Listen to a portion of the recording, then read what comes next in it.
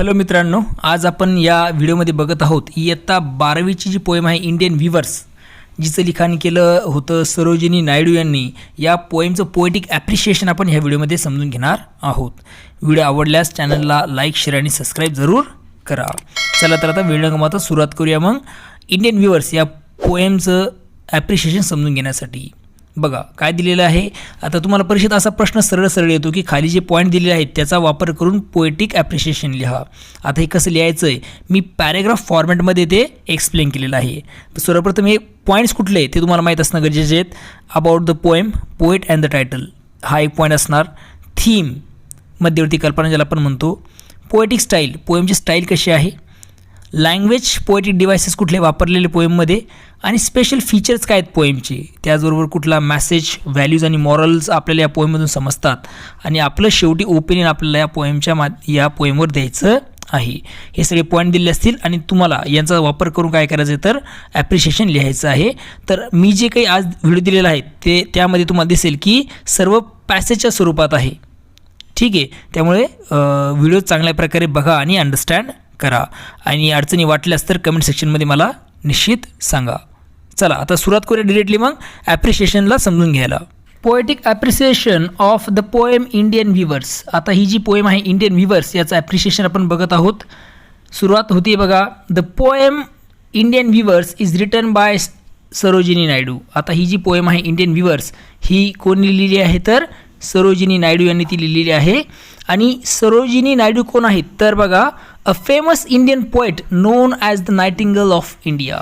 यांना सरोजिनी नायडू यांना काय म्हणून ओळखलं जातं तर एक भारताची कोकिळा म्हणून त्यांना ओळखलं जातं या भारतीय कवयित्रीला, जिचं नाव आहे सरोजिनी नायडू.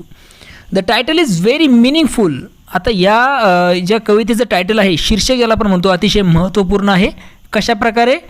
कारण because the poem is about Indian weavers and the cloth they weave at different times of life. याचा अर्थ असा होतो की आता काबर हे महत्त्वाचं टायटल आहे तर ही जी कविता आहे ती भारतीय वीवर्स म्हणजे विणकर आहे त्यांच्याबद्दल आहे, आणि ते जीवनाच्या वेगवेगळ्या टप्प्यांवर काय करतायत तर कपडे विणण्याचं काम करत आहेत. ठीक आहे.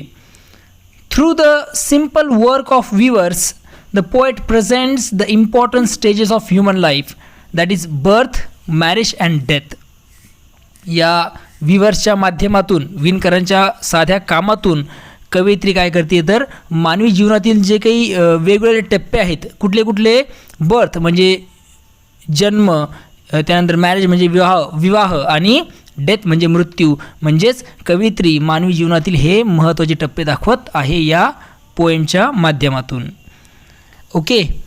The main theme of the poem is the cycle of human life. मानवी जीवनचक्र हा या कवितेचा मुख्य विषय म्हणजेच थीम आहे. The poet shows. आता या पोएममध्ये पोएट काय दाखवण्याचं काम करते तर how life begins with birth. जीवनाची सुरुवात जन्माने होते. कशा प्रकारे होते? Moves through happiness and celebration in marriage and finally end with death. जीवनाची सुरुवात ही जन्माने होते, नंतर विवाहाच्या आनंदातून पुढे जाते, आणि शेवटी काय होतो तर माणसाचा अंत म्हणजे मृत्यू होतो. हे या पोएममध्ये सांगण्याचं काम पोएट करते आहे. Each stage of life is symbolise through the garments woven by the weavers. आता ही जी काही विणकर आहेत व्हीवर्स, त्यांनी विणलेली जी वेगवेगळी वस्त्र आहेत, कपडे आहेत, ही जीवनाच्या प्रत्येक टप्प्याचे प्रतीक आहेत, सिम्बलाइज केलेलं आहे. ठीक आहे, त्या गारमेंट्सला जीवनाच्या वेगवेगळ्या टप्प्यांसोबत. The poem also highlights the dignity of labour and the close connection between human life and traditional Indian culture. आणि या कवितेत काय केलेलं आहे तर highlights the dignity of labour, श्रमाचं महत्त्व सांगितलेलं आहे. त्याचबरोबर close connection between human life, आणि त्याचबरोबर human life and traditional Indian culture, आणि त्याचबरोबर मानवी जीवन असेल व भारतीय परंपरा यांचा काय केलं गेलं तर क्लोज कनेक्शन म्हणजे निकटचा संबंधही दाखवलेला आपल्याला दिसून येतो या पोएममध्ये. ही झाली या पोएमची थीम. त्यानंतर आपण बोलतोय पुढे, ते म्हणजे काय तर the poet is written in simple question and answer style. आता ही जी कवितेची स्टाईल आहे ती स्टाईल कशी आहे तर सिम्पल आहे, म्हणजे साधी आहे. म्हणजे कवितेत प्रश्नोत्तराच्या सोप्या शैलीत, अशा म्हणजे प्रश्नोत्तराच्या सोप्या शैलीत ही पोएम लिहिलेली आपल्याला दिसून येते. Each stanza begins with a question asked to the viewers and the viewers reply by explaining what they are viewing. आता प्रत्येक कडव्यात कवयित्री काय करते तर each stanza begin with a question asked to the viewer. प्रत्येक स्टांजामध्ये प्रत्येक कडव्यात कवयित्री विणकरांना प्रश्न विचारते आहे आणि विणकर जे आहेत व्ह्यूअर जे आहेत ते काय करतायत तर आपण काय विणत आहोत ते उत्तर समोर कवयित्रीला देत आहेत. ठीक आहे, ते काय विवत आहेत काय विणण्याचं काम ते करत आहेत ते सांगण्याचं काम तिथे विणकर करत आहेत प्रत्येक स्टांजामध्ये. This makes the poem rhythmic musical and easy to understand. त्यामुळे कविता काय झाली तर लयबद्ध रिदमिक ज्याला आपण म्हणतोय म्युझिकल अँड इझी म्हणजे कशी तर समजायला सोपी ती झाली आहे. द पोएम हॅज अ काम अँड लिरिकल फ्लो. कवितेला शांत आणि मधुर असा प्रवाह लाभलेला आपल्याला दिसून येतो. The language of the poem is simple clear and rich in imaginary. आता ही जी कवितेची भाषा आहे ती कशी तर सोपी स्पष्ट आणि चित्रमय आहे. Sarojini Naidu uses beautiful poetic devices like simile and imagery. आता इथे कवयित्री आहे सरोजिनी नायडू यांनी काय केलं आहे तर ब्युटिफुल असे पोएटिक डिव्हायसेस ज्यामध्ये सिमिले अँड इमॅजिनरी या फिगर्स ऑफ स्पीचचा वापर केलेला आहे. एक्झाम्पल घेऊ शकता तुम्ही. The blue cloth is compare to the wing of a halcyon bird. जे काही ब्ल्यू क्लोथ आहेत निळ्या रंगाची जी तुलना आहे त्या कपड्यांची तुलना हॅल्सियन नावाचा जो पक्षी आहे त्याच्या पंखाशी केलेला आपल्याला दिसून येते. म्हणजे इथे इमॅजिनरी वापरलेलं आहे.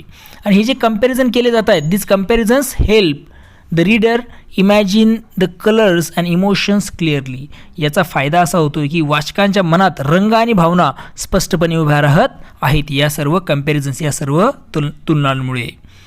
आता आपण येतो स्पेशल फीचर्स बाबतीत बघूया. काय स्पेशल फीचर या पोएममध्ये आहे तर A special feature of the poem is the use of colors to represent different stages of life.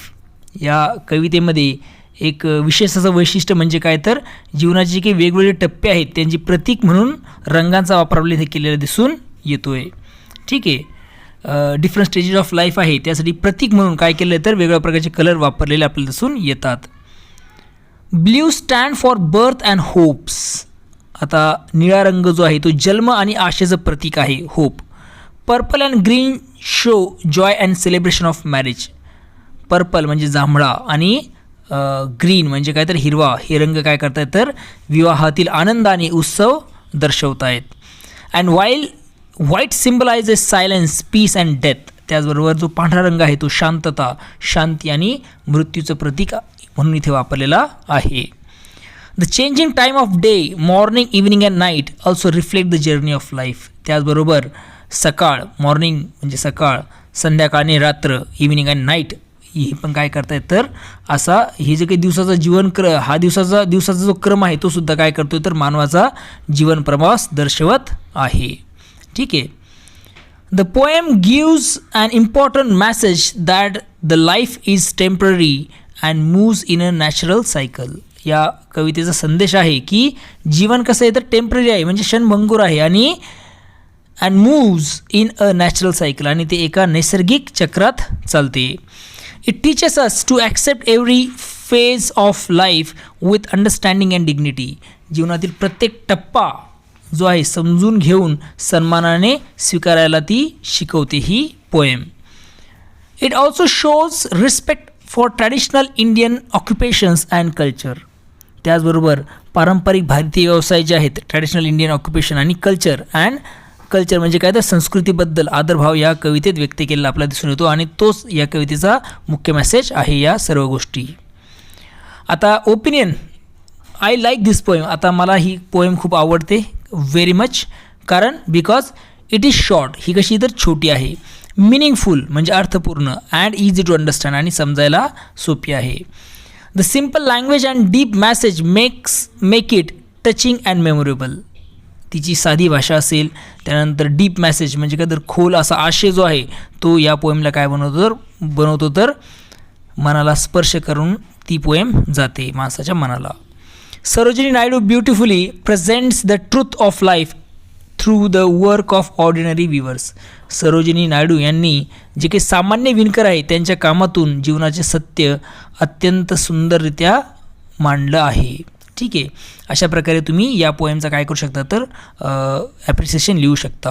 आता यामध्ये तुम्ही काय करू शकता, या पॉईंट्सवरती हे सगळं ॲप्रिसिएशन आहे, यातले काही लाईन्स तुम्ही डिलीट करून तुम्हाला वाटलं तर त्याला आणखी सोपं तुम्ही करून लिहू शकता. ठीक आहे, चला तर पुन्हा भेटूया नवीन व्हिडिओमध्ये. सर्व पोएमचे ॲप्रिशिएशन मी अपलोड केलेले आहेत, ते तुम्ही जाऊन बघू शकता. काही अडचण असेल तर कमेंट सेक्शनमध्ये मला सांगायला विसरू नका. इयत्ता 12वीच्या सर्व पोएम्स असतील, 11वीच्या सर्व पोएम्स असतील, त्यांचे मी फिगर्स हे जे काय आहेत ॲप्रिशिएशन, इयत्ता 10वीचे सुद्धा ॲप्रिशिएशन असतील, ते सर्व मी काय केले तर अपलोड केलेले आहेत. चॅनलला लाईक, शेअर आणि सबस्क्राईब अवश्य करा. व्हिडिओ जर आवडला तर कमेंट सेक्शनमध्ये मला सांगायला विसरू नका. चला तर आता पुन्हा भेटूया नवीन व्हिडिओमध्ये. बघत राहा सुबोध फाउंडेशन हे आपलं यूट्यूब चॅनल. तोपर्यंत थँक्यू अँड टेक केअर.